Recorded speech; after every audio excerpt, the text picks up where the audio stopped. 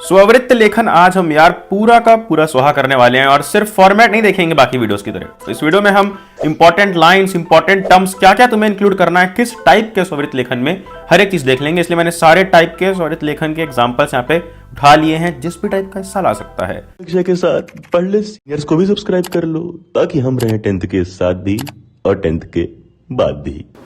आपको महावीर स्कूल मानसरोवर में हिंदी अध्यापिका पद के लिए आवेदन करना है। आवेदन का मतलब अप्लाई करना है।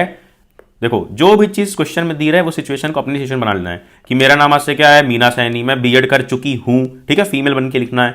और आपको महावीर स्कूल मानसरोवर में, कहां पे, महावीर स्कूल मानसरोवर में हिंदी अध्यापिका पद के लिए अप्लाई करना है, आवेदन करना है। इसके लिए आप एक संक्षिप्त स्ववृत्त, देखो ब्रैकेट में लिखा है ना स्ववृत्त के, बायोडाटा, ठीक है, लगभग 80 शब्दों में तैयार कीजिए। संक्षिप्त का मतलब शॉर्ट में, ठीक है। संक्षिप्त लेखन लिखना है 80 शब्दों में, 80 वर्ड्स में। अब क्या है इसका फॉर्मेट, आओ चलो एक बार पहले जल्दी से फॉर्मेट देख लो, फिर देखते हैं इंपॉर्टेंट लाइंस। तो स्टार्ट यहां से करना है इस तरह से। सबसे पहले लिखना है अपना नाम। क्या लिखना है? सबसे पहले लिखोगे अपना नाम, फिर उसके बाद पिताजी का नाम, माता का नाम, जन्म तिथि, वर्तमान पता, स्थायी पता। अरे नहीं, तुम्हारी कुंडली नहीं निकाल रहा हूं, इंपॉर्टेंट है ये, याद कर लो। क्या कि सबसे पहले अपना नाम, जैसे इंट्रोडक्शन नहीं देते थे बचपन में, अपना नाम, फिर फादर का नेम, मदर का नेम, अपना जन्म तिथि यानी कि DOB, जैसे लिखते हो ना 8 फरवरी 1991। तो जो भी DOB अगर नहीं दिया, जैसे देखो DOB इस क्वेश्चन में तो नहीं दिया है ना, तो हम यहां पर क्या करेंगे, कोई भी रैंडम DOB डाल देंगे और उसकी डेट इस तरह से ना लिख करके इस तरह से लिखेंगे 19XX, ठीक है, जिससे डेट निर्धारित ना हो। इस तरह से लिखा जाता है, पत्र हो चाहे वो कोई और लेखन हो। चलो, नाम सबसे पहले लिखना है, तो नाम में क्या लिखोगे, जो नाम क्वेश्चन में दिया है, मीना सैनी। पिता का नाम कुछ भी रैंडम लिख सकते हो, संतोष सैनी बना दीजिए क्योंकि क्वेश्चन में नहीं दिया है। माता का नाम कुछ भी बना दो, पार्वती सैनी बना दिया, कुछ भी बना सकते हो तुम। जन्म तिथि जो मैंने बताया 8 फरवरी, शुरू की डेट ऐसे लिख दो और एंड ऐसे कर दो 19XX या 20XX। इससे क्या होता है, हम डेट निर्धारित नहीं करते, ठीक है। फिर वर्तमान पता क्या होता है, वर्तमान पता जहां अभी रह रहे हो, करंट एड्रेस। कभी कोई फॉर्म भरा होगा गूगल पे ही तो मालूम होगा इतना बेसिक डिटेल। तो कुछ भी लिख दो बना के, और छोटा सा लिखना, ये नहीं कि पूरे अपने घर का एड्रेस लिखने लग जाओ बहुत लंबा लंबा, जिसमें स्पेलिंग मिस्टेक की चांसेस आ जाएं, ठीक है। छोटा सा लिखो, 5/22 गोदाम औद्योगिक क्षेत्र जयपुर। तुम बहुत छोटा सा हिंदी में लिख सकते हो, कुछ भी ऐसे लिख सकते हो, गली संख्या 4 मानव नगर। देख रहे हो कितना सिंपल वर्ड में यूज कर रहा हूं, मानव, जिसमें स्पेलिंग मिस्टेक की तुम्हारी चांद न रहे, मानव नगर दिल्ली। बस इस तरह करके छोटा सा लिख दिया, दैट्स इट। ये तुम अपने पते में लिख सकते हो कहीं भी, ठीक है, वर्तमान पते में। और स्थायी पता नीचे लिखना है, क्या लिखना है, स्थायी पता। स्थायी पता में क्या करोगे, उपयुक्त लिख दोगे। उपयुक्त का मतलब क्या होता है, सेम, कि जो मेरा वर्तमान है वही स्थायी है, ठीक है।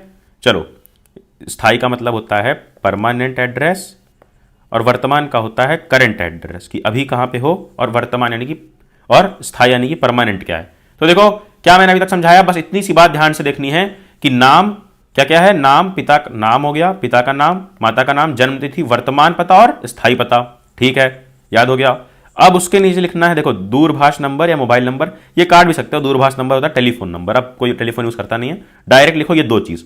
क्या क्या क्या है वो दो चीज, मोबाइल नंबर और ईमेल, ठीक है। मोबाइल नंबर में देखो ऐसे XXX कर दिया गया, यानी कि इससे कंफर्म नहीं किया गया, निर्धारित नहीं किया गया है। और यहां ईमेल में कुछ भी लिख सकते हो, ठीक है, रैंडम ईमेल बना के लिख दो, किस नाम से, जो नाम दिया है, मीना दिया है ना, तो यहां पर 17meena@gmail.com ऐसे करके रैंडम बना देना है। अब देखो इतनी चीजें तो हमें याद हो गई एक पैटर्न में। कौन से पैटर्न में? पैटर्न ये है कि पहले अपना नाम डालोगे, फिर पिता माता का नाम, फिर जन्म तिथि, और फिर दो पते।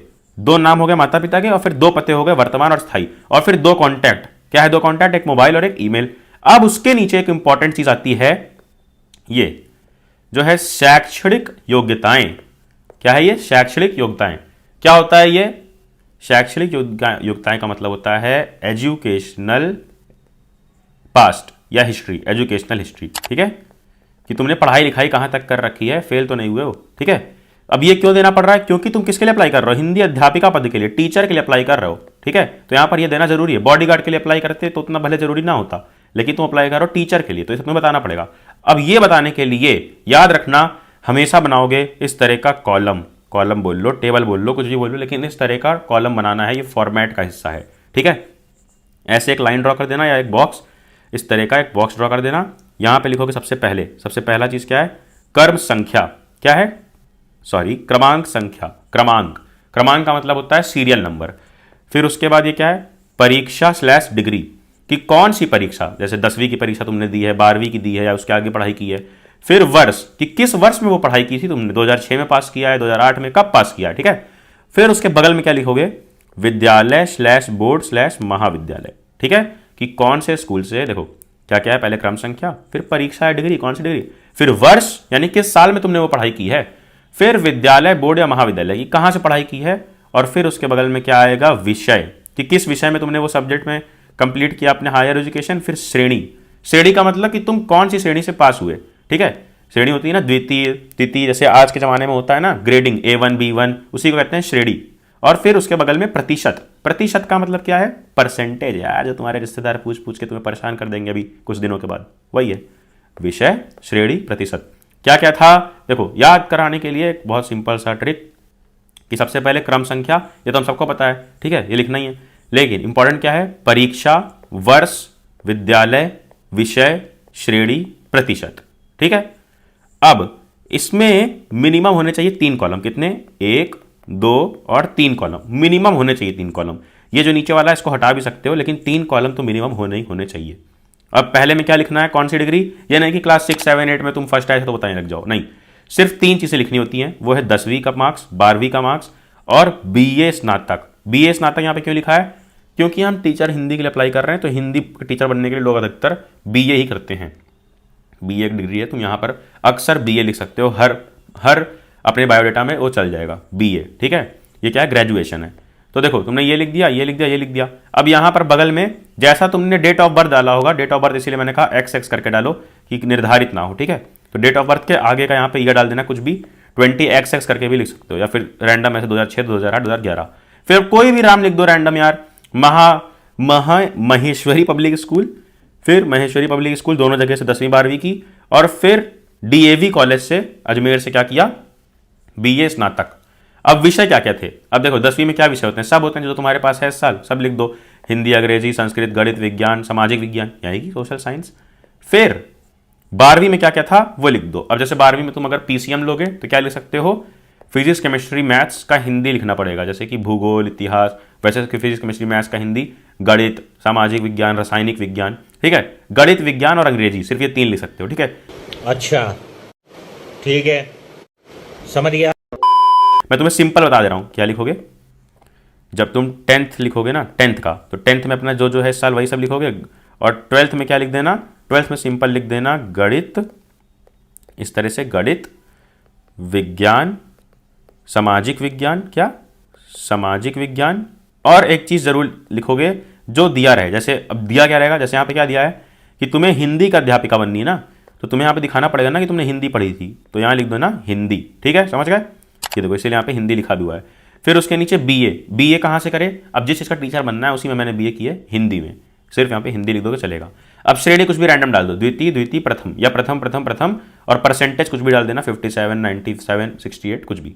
चलो क्या क्या देखा अभी तक हमने, अरे यार यही कि पहले अपना नाम, फिर 2 नाम पिता माता के, फिर एक जन्म तिथि, फिर 2 एड्रेस करेंट और परमानेंट यानी वर्तमान और स्थायी, फिर 2 कॉन्टैक्ट मोबाइल और ईमेल, फिर ऐसा शैक्षणिक योग्यता है कि हमने क्या क्या पढ़ाई लिखाई की है, और उसमें मिनिमम जो मैंने बताया 3 कॉलम इस तरह से रखने हैं। अब उसके बाद यहां पर नीचे तुम एक चीज और ऐड कर सकते हो, अन्य संबंधित योग्यताएं, कि अगर तुम्हारे पास कोई और एबिलिटीज भी है ना जिसकी डिग्री नहीं हो सकती, जैसे तुमने एक्स्ट्रा कहीं से कुछ सीखा है, जैसे कि कंप्यूटर का ज्ञान लिया है कैसे, CCC का कोर्स करके, या DO ESC का कोर्स करके O लेवल में, ठीक है। यहां पर कुछ भी अन्य योग्यताएं डाल सकते हो, या ये ऑप्शनल है, नहीं भी डाल सकते हो, ठीक है, ये ऑप्शनल है, ये कोई फॉर्मेट का हिस्सा नहीं है। फिर अनुभव, सरस्वती सीनियर सेकेंडरी शिक्षण में 5 वर्ष का अनुभव। अब ये इंपॉर्टेंट है, ये क्या है, इसको बोलते हैं एक्सपीरियंस। कहीं भी तुम जॉब मांगने जाओगे ना तो इस तरह से लिख देना अन्य संबंधित योग्यताएं, लोगों को चाहिए कि तुमने एक्सपीरियंस कितना है तुम्हारे पास, तो लिख देना कि तुमने 5 साल पहले किसी स्कूल में पढ़ा रखा है। देन इसके नीचे क्या है, उपलब्धियां, ठीक है, कि तुमको आज तक में कोई अवार्ड मिला है, तो यहाँ पर कुछ भी बना के लिख दो यार, तुम्हें नहीं मिला मैं जानता हूँ, लेकिन तुम बना के लिख दो। जैसे वाद विवाद राज्य स्तरीय प्रतियोगिता, वाद विवाद यानी कि डिबेट में इसको प्रतियोगिता में डिबेट की प्रथम पुरस्कार मिला 2013 में। फिर आशु भाषण प्रतियोगिता में क्या मिला, द्वितीय पुरस्कार। अब इसमें कोई 2 क्या क्या बना के लिख सकते हो, कोई भी 2 बना के लिख सकते हो यार, कि निबंध लेखन। अब निबंध लेखन यानी कि तुम्हारे स्कूल के निबंध लेखन कॉम्पिटिशन था, निबंध लेखन के आगे ही लगा दो क्या लगा दोगे आगे? राज्य या राजकीय निबंध लेखन प्रतियोगिता। फिर यहां पर भी कुछ इस तरह से लिख सकते हो, तो कुछ भी बनाकर अपने हिसाब से लिख सकते हो उपलब्धियों में। फिर आ जाता है तुम्हारा कार्योत्तर गतिविधियां तथा अभिरुचियां। देखो ये क्या है, इस सिंपल वर्ड से समझो। कार्योत्तर गतिविधियां यानी कि कार्य में क्या मदद कर सकती हैं तुम्हारी हरकतें, और अभिरुचियां यानी कि तुम्हारी रुचियां क्या क्या है, ये वर्ड याद कर लो। अभिरुचियां, उसमें लिख सकते हो समाचार पत्र का नियमित पठन। ये पॉइंट मैं कट कर दे रहा हूं, ये इंपॉर्टेंट नहीं है। जो मैं इंपॉर्टेंट है वो तुम्हें बता दे रहा हूं। फिर उसके नीचे लिख देना, ये पॉइंट मिस कर सकते हो लेकिन ये जरूरी है। उपलब्धियां, उपलब्धियां लिखे, उसके नीचे क्या लिखोगे? ये संदर्भित व्यक्तियों का विवरण। ठीक है, अब ये क्या मतलब होता है? ये होता है कि तुमने दिया है अपने कुछ जानने वाले लोगों को जिससे वो बातचीत कर सकते हैं और पूछ सकते हैं कि तुम सही इंसान हो, सही बोल रहे हो या गलत बोल रहे हो।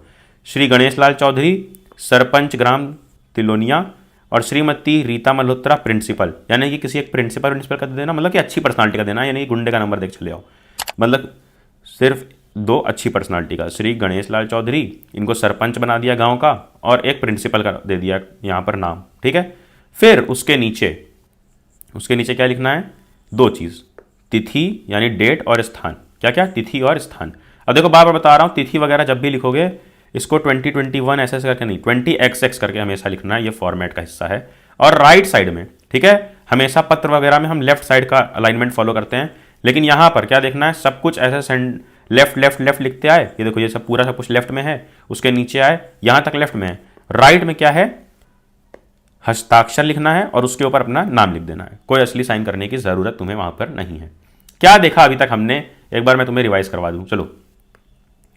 सबसे पहले अपना देखो नाम बता दिया मैंने, फिर 2 नाम, पिता माता के, जन्म तिथि, फिर 2 एड्रेस, फिर मोबाइल नंबर, ईमेल। फिर यहाँ पे डाला शैक्षणिक योग्यता, इसमें 3 कॉलम होने ही चाहिए, 1 2 3। फिर उसके बाद ये जो है ये चीज़ अन्य संबंधित योग्यताएं। ठीक है, अन्य संबंधित योग्यताएं ये ऑप्शनल है, डाल भी सकते हो, नहीं भी, जैसे क्या क्या तुमने किया है, पढ़ाया है 5 साल या नहीं, यानी कि एक्सपीरियंस लिखना है। फिर ये इंपॉर्टेंट है उपलब्धियाँ, कि तुम्हारे पास कोई पहले से कुछ पुरस्कार वगैरह हैं तो कुछ भी फेक पुरस्कार बना दो, निबंध लेखन में या पढ़ाने के कंपटीशन में, यानी कि शिक्षा प्रतियोगिता में, ऐसे करके लिख सकते हो। फिर ये पॉइंट कट कर दो। फिर उसके नीचे लिखना तुम्हें ये संदर्भित व्यक्तियों का विवरण, ये इंपॉर्टेंट है, यानी कि लोगों का कॉन्टैक्ट देना है जिससे वो बात करके, लोगों के नाम देना है जिससे वो बात करके कंफर्म कर सकेंगे तुम्हारी सारी डिग्री सच है या नहीं। फिर तिथि और स्थान लेफ्ट साइड में एक लाइन छोड़ के, और इसी के जस्ट सामने राइट साइड में हस्ताक्षर, उसके ऊपर अपना नाम। और इसका भी जहाँ मैंने समझाया था ये वाले का भी स्क्रीनशॉट ले लो। खत्म कर दिया हमने स्वरित लेखन। कई सारी राइटिंग स्किल जितनी भी तुम्हारी आ रही हैं सबकी वीडियो पिन कमेंट में है। ग्रामर का भी पूरा 1 शॉट में ट्रिक्स के साथ बता दिया है। अब करना क्या है, वो वीडियोस देख जाकर नोटिफिकेशन छेड़ के अगली वीडियो मिस ना हो, एंड देन जा पढ़ ले।